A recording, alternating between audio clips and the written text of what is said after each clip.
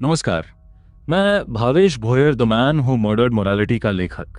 ये सिर्फ एक किताब नहीं है, ये एक पूरी कहानी है, एक ऐसे मुकदमे की जो कहीं ना कहीं भुला दिया गया, एक ऐसे इंसान की जो अपने समय से बहुत आगे था। इस ऑडियो बुक में मैं आपको उसी कहानी के अंदर लेकर जाने वाला हूँ, बिना किसी फिल्टर के, जैसे वो सच में थी। तो अगर आप सच को सुनने के लिए तैयार हैं, चलिए शुरुआत करते हैं। शहर अभी पूरी तरह जागा भी नहीं था, लेकिन धूल पहले ही हवा में घुल चुकी थी। पुणे की पुरानी सड़कें सुबह के समय कुछ अलग लगती हैं, आधी नींद में आधी जागी हुई। प्रोफेसर आर करनेकर चुपचाप चल रहे थे, जैसे वो हर दिन चलते हैं, बिना किसी खास वजह के। पान की दुकानें बंद थीं, चाय के ठेले भी अभी तक खुले नहीं थे। एक कुत्ता थोड़ी देर तक उनके पीछे चला, फिर उसने भी ध्यान देना छोड़ दिया। उनका काला कोट थोड़ा पुराना था, ज़्यादा सदा हुआ भी नहीं, लेकिन फिर भी उसमें एक अजीब सा ठहराव था। वो ऐसे ही चलते रहते हैं, शायद सोचने के लिए या शायद सोच से बचने के लिए।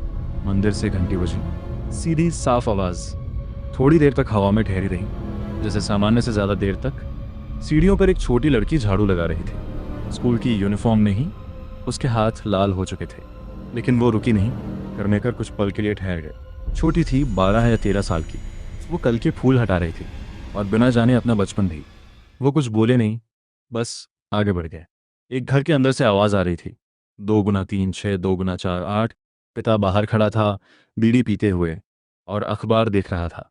हेडलाइन थी, आज के युवा बिगड़ रहे हैं, जिम्मेदार कौन? करनेकर ने देखा और नजर हटा ली।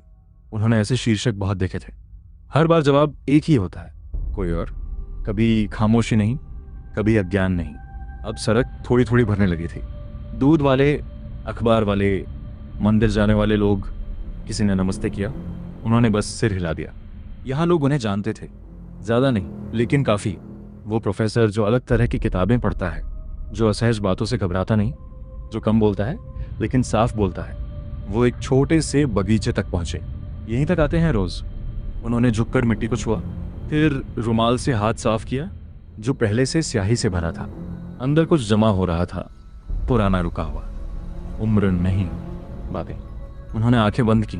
हम बच्चों को बहुत कुछ सिखाते हैं, भगवान के नाम तक, लेकिन उन्हें अपने शरीर के बारे में नहीं। फिर उम्मीद करते हैं कि वो सही व्यवहार करें।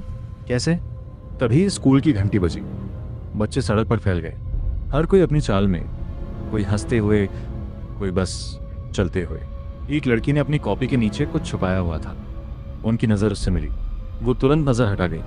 करनेकर ने एक गहरी सांस ली, और इस बार वो सिर्फ सांस नहीं थी, एक फैसला था। वो मुड़े और इस बार थोड़ा तेज चलने लगे। मंदिरों में जो कहा जाता है वो काफ़ी नहीं, जो वो लिखने वाले हैं शायद वही ज़रूरी है। रसोई में अजवाइन और सरसों की खुशबू थी। वसुंधरा अपने काम में लगी हुई थी, जैसे हमेशा रहती है। करनेकर मेज पर बैठे थे, एक फ्रेंच किताब के किनारों पर कुछ लिखते हुए। ला वी सेक्सुअल, एक आधा खाया हुआ केला पास में रखा था, भूला हुआ। वसुंधरा बोली, तुम पहले अपनी आंखें खराब कर लोगे, फिर समाज तुम्हारा नाम। करनेकर ने ऊपर नहीं देखा। मेरी आंखें अंधेरे की आदी हैं।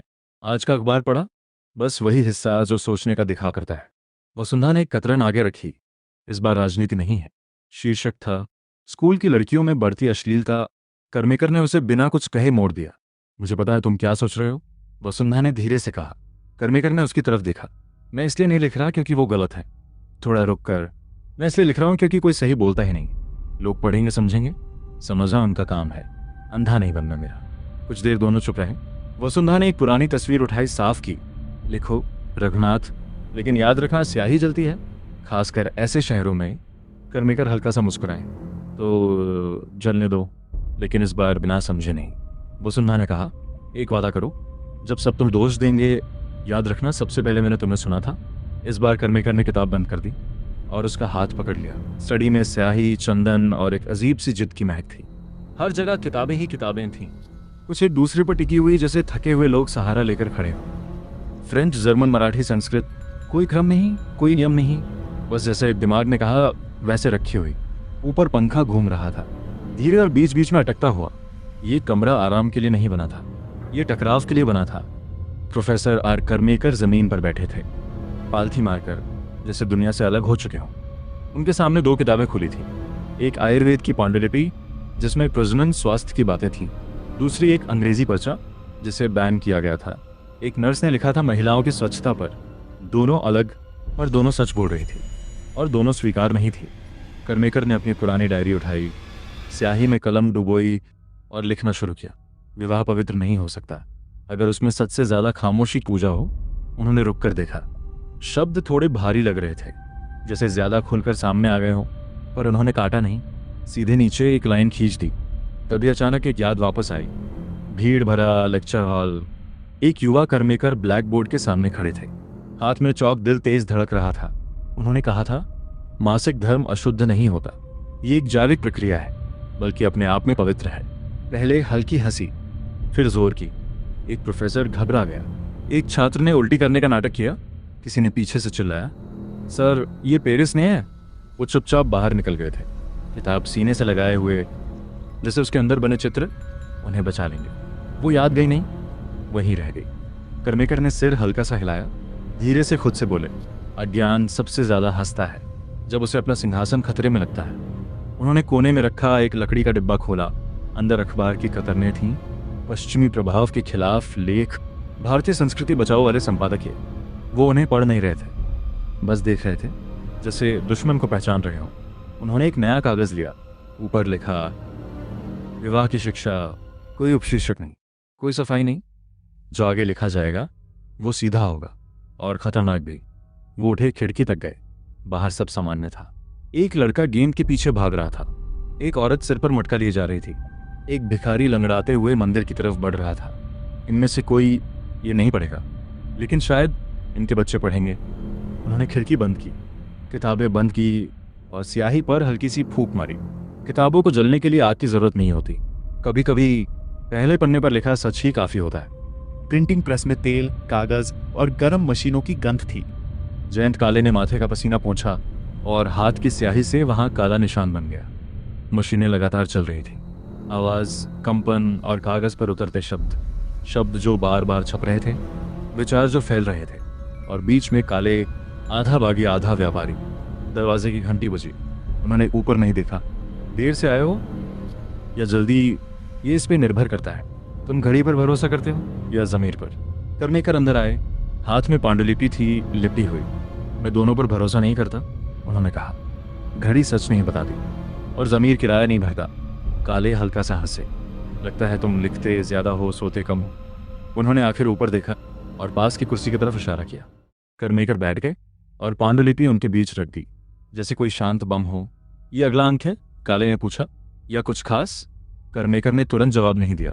चारों तरफ देखा। मशीनें, स्याही, पोस्टर। एक कोने में लिखा था, ज्ञान देशद्रोह नहीं है। फिर बोले, मैं कुछ ऐसा लिख रहा हूं जो या तो युवाओं को समझ देगा या हमें कोर्ट में खड़ा कर देगा। काले की भौं उठी। आखिरकार करमेकर ने पन्ने खोलकर उनके हाथ में दिए। काले पढ़ने लगे।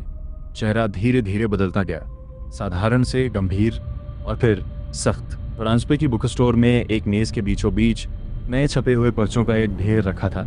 आसपास राजनीति और धर्म की किताबें थीं और बीच में एक सीधा सा सफेद पन्ना। काले अक्षरों में लिखा था, स्वास्थ्य बोध, युवाओं के लिए यौन शिक्षा। कोई चमक दमक नहीं, कोई आकर्षण नहीं, फिर भी नजर वहीं अटक रही थी। सड़क के उस पार खड़े करमेकर चुपचाप उसे देख रहे थे, हाथ पीछे बंधे हुए। कुछ लोग पास आए, पर्चा उठाया, एक दो पन्ने पलटे, फिर जैसे कुछ चुप गया हो, वापस रख दिया।